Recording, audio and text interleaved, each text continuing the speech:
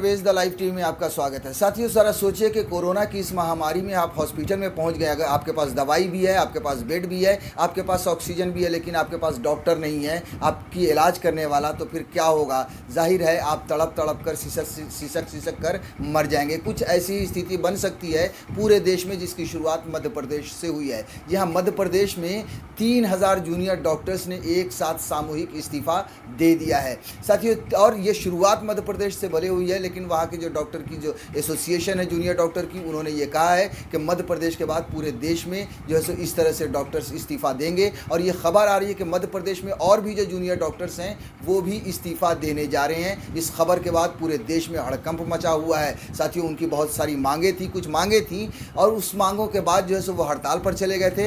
हड़ताल पर जाने के बाद सब समझिए कि हाई कोर्ट ने उन्हें 24 घंटे के भीतर वापस ड्यूटी ज्वाइन करने के लिए कहा था, आदेश दिया था, और ये सरकार से कहा था कि अगर ये 24 घंटे के अंदर ये जूनियर डॉक्टर्स ड्यूटी ज्वाइन नहीं करते हैं तो इनके खिलाफ सख्त कार्रवाई की जाए। मगर निडर होकर एक साथ 3000 डॉक्टरों ने सामूहिक इस्तीफ़ा दे दिया है। और जैसा कि मैंने पहले भी कहा, उनका ये दावा है और वो ये कह रहे हैं कि अगर सरकार बात नहीं मानेगी तो मध्य प्रदेश में और भी डॉक्टर्स जो है सो इस्तीफ़ा देंगे, और उसके साथ उनका ये आंदोलन पूरे देश में फैलेगा। हम सुप्रीम कोर्ट जाएंगे और ये चीज़ें अगर बनी रही तो जितने भी जो मेडिकल के संगठन हैं पूरे देश में वो हमारे साथ आने के लिए तैयार है। तो ऐसा है कि ये जो आंदोलन है अब ये पूरा देश का आंदोलन न बन जाए, यहाँ की जो जनता है उसके साथ पूरे देश की जनता को न भुगतना पड़े, उसका पूरी जिम्मेदार प्रदेश की सरकार पर।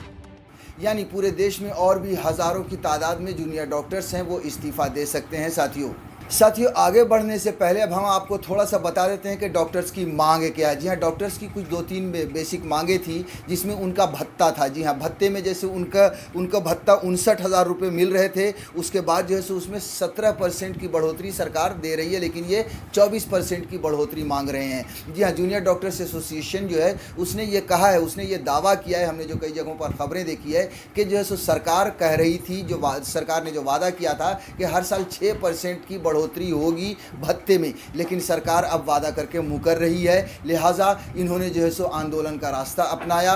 उसके बाद पहले हड़ताल पर गए और उसके बाद अब सामूहिक इस्तीफे तक बात पहुंच चुकी है साथियों। इनकी एक और मांग थी कि साहब, इनके परिवार के लोग अगर कोरोना से संक्रमित होते हैं या जूनियर डॉक्टर अगर कोरोना से संक्रमित होते हैं तो उनकी इलाज की व्यवस्था अलग से की जानी चाहिए और उनका मुफ्त में इलाज किया जाना चाहिए। जाहिर सी बात है कि हम सब जानते हैं कि जो जूनियर डॉक्टर्स हैं वो रात दिन लगे हुए हैं कोरोना संक्रमितों को बचाने के लिए। ऐसे में वो भी संक्रमित हो सकते हैं और उसके बाद उनका परिवार भी संक्रमित हो सकता है, और इसी के डर की वजह से जूनियर डॉक्टर्स की ये मांग थी, जूनियर डॉक्टर्स एसोसिएशन की, कि साहब हमारे लिए इलाज की अलग से सुविधा होनी चाहिए और साथ में हमारे परिवार की भी इलाज होनी चाहिए। तो ये सारी जो कई मांगें थी, भत्ता हो या उनका इलाज हो, उसके बाद सरकार से जो बातचीत चल रही थी, सरकार ने चूँकि इनकी बातों को मानने से इनकार किया, इस वजह से इन्हें मजबूरन जो है सो इस्तीफ़ा देना पड़ा। साथियों, आप सोचिए कि जब आप किसी हॉस्पिटल में जाते हैं तो उसके बाद क्या होता है, जूनियर डॉक्टर्स की संख्या ज़्यादा होती है और ये ऐसे लोग होते हैं जो हर वक्त लोगों की खिदमत करते हैं, सेवा करते हैं। डॉक्टर्स जो है सो एक बार जांच करके चले गए, उसके बाद जूनियर डॉक्टर्स भी जो है सो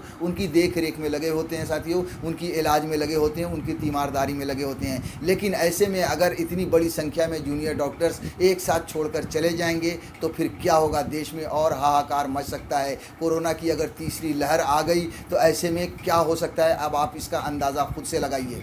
और तो और साथियों, जूनियर डॉक्टरों ने पूरी तरह से धमकी दे दी है और चेतावनी दे दी है कि साहब अगर हमारी बात नहीं मानी गई तो पूरे देश में इस तरह से जूनियर डॉक्टर्स जो है सो वो इस्तीफ़ा देंगे। लेकिन जाहिर सी बात है, देखिए डॉक्टर्स का जो एसोसिएशन है उनका ये मानना है कि भारतीय जनता पार्टी की सरकार ने उनके साथ धोखा किया है, उनके साथ वादा खिलाफ़ी की है। उन्होंने वादे किए थे, जी हाँ, 2018 में भी जो स्ट्राइक हुई थी उस समय पर भी जो है सो भारतीय जनता पार्टी की सरकार ने वादा किया था जूनियर डॉक्टर्स के साथ कि उनकी मांगों को मानी जाएगी और उनके जो भत्ते को बढ़ाने की जो डिमांड थी उसको भी बढ़ाई जाएगी। लेकिन हम सब जानते हैं कि भारतीय जनता पार्टी कभी भी अपने वादों को पूरा नहीं करती है, चाहे वो आम जनता के साथ हो, चाहे वो किसी डॉक्टर के साथ हो, चाहे वो यहाँ तक कि देश के साथ हो। उन्होंने हमेशा वादों को तोड़ा ही तोड़ा है। ऐसे में जो है सो जूनियर डॉक्टर्स अब अपनी जिद पर अड़ गए हैं और इससे बड़ा नुकसान आम जनता को होने वाला है। इसका अगर भुगतना पड़ेगा तो आम जनता को ही भुगतना पड़ेगा साथियों।